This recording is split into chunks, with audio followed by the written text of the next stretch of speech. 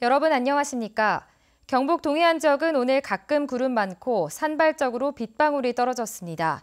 오늘 낮 최고 기온은 22도에서 25도 분포를 보였고 내일 아침 최저 기온은 12도에서 19도, 낮 최고 기온은 23도에서 31도 분포로 30도 안팎까지 올라 덥겠습니다. 바다의 물결은 앞바다에서 0.5m로 일겠습니다. 포항철강공단의 제철 세라믹에서 기름 탱크 폭발 사고가 발생해 작업자 1명이 숨지고 4명이 크게 다쳤습니다. 기름 탱크 해체 과정에서 유증기에 불꽃이 튀어 사고가 난 것으로 추정됩니다. 박상환 기자가 보도합니다. 대형 기름 탱크가 옆으로 쓰러져 있고 철골 구조물은 여기저기 널브러져 사고 당시 참혹한 상황을 보여줍니다.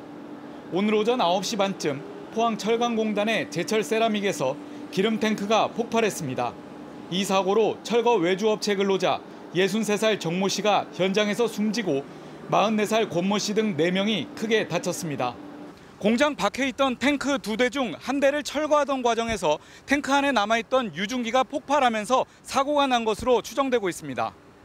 사고 당시 피해 근로자 5명 가운데 1명은 기름 탱크 위에서 나머지 4명은 밑에서 철제 절단 작업을 벌이던 중이었습니다. 기름 탱크는 5만 리터 용량으로 내부에 16,000리터의 정제유가 남아있었기 때문에 피해를 키운 것으로 추정됩니다. 안전 허가 사항이라든지 이런 것들을 조치를 했는데 아마 작업자들이 지키지 않았던 그런 부분에 대해서는 저희가 현재로서는 어떤 원인이었는지를 알 수가 없는 그런 상황입니다. 경찰과 고용노동부는 제철 세라믹 관계자를 상대로 현장관리감독 소홀 등 정확한 사고 원인을 조사하고 있습니다. MBC 뉴스 박상환입니다. 포항시 남구 선거관리위원회가 주최한 포항시장 후보 토론회가 어젯밤 포항문화방송에서 열렸습니다. 3명의 정당 공천 후보들은 침체된 지역 경기 활성화와 동빈대교 노선, 지진 극복 방안을 놓고 비전을 제시하거나 공방을 벌였습니다.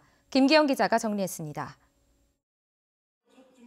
포항의 최대 현안인 지진 피해 극복 방법에 대해 후보들은 다르면서도 방향은 같은 대책을 제시했습니다.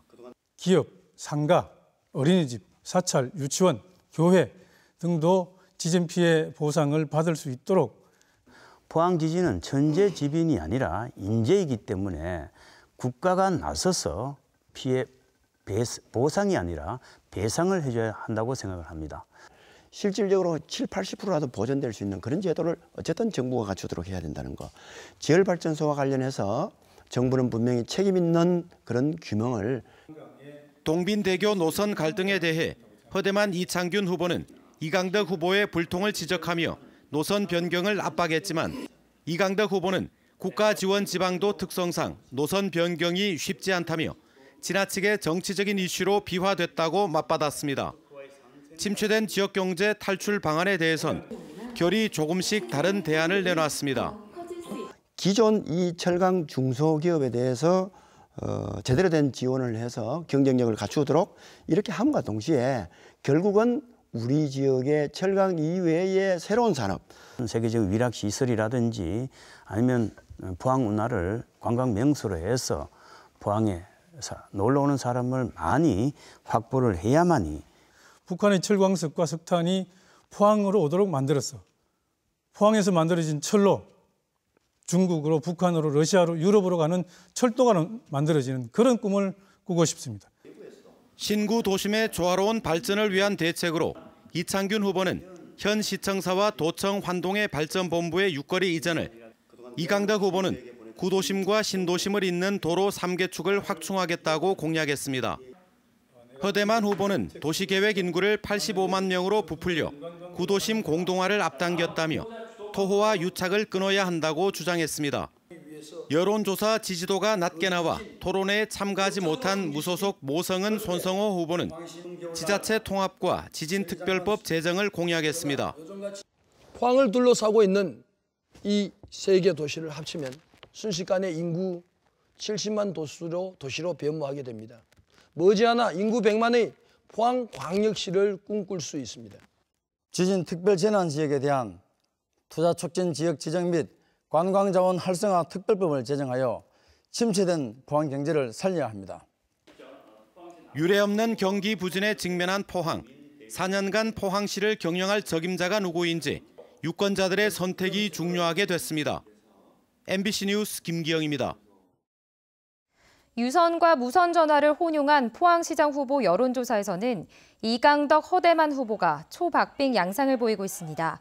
경북도민일보가 리서치뷰에 의뢰해 지난 2일과 3일 이틀 동안 실시한 지지도 조사에서 자유한국당 이강덕 후보는 43.4%, 더불어민주당 허대만 후보는 40%로 3.4%포인트의 격차를 보였습니다. 또 같은 날 매일신문과 TBC가 리서치앤리서치에 의뢰한 조사에서는 이강덕 후보 34.5%, 허대만 후보 31.9%로 2.6%포인트 차에 불과했습니다. 이 같은 조사 결과는 휴대전화를 70에서 80%까지 사용한 것으로 자세한 내용은 중앙선거 여론조사 심의위원회 홈페이지에서 확인할 수 있습니다.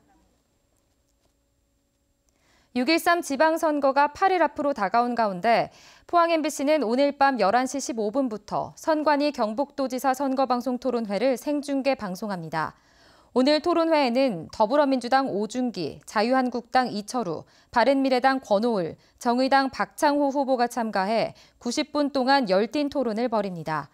이번 경북도지사 선거는 여야 후보들의 접전 양상으로 진행되고 있어 불꽃 튀는 설전이 예상됩니다. 경북 선관위는 6.13 지방선거 경북지역 투표소 967곳을 확정했습니다. 이는 지난해 5월 치러진 19대 대선 때보다 10곳이 늘어났고 69곳은 위치가 변경됐습니다. 선관위는 투표소가 변경된 경우 종전투표소 입구 등에 안내 현수막을 게시해 변경된 위치를 안내할 계획입니다. 투표소는 각 가정으로 발송된 투표 안내문이나 선관위 홈페이지, 모바일 선거정보 앱으로 확인할 수 있습니다. 경북 지역 노동단체가 박창호 정의당 경북도지사 후보 지지를 선언했습니다. 민주노총 경북지역본부는 기자회견을 통해 최저임금법 개정안에 맞선 박창호 정의당 경북도지사 후보를 지지한다고 밝히고 3만 조합원과 가족들의 지지를 모으겠다고 선언했습니다. 이상으로 포항 MBC 뉴스를 마칩니다. 여러분 고맙습니다.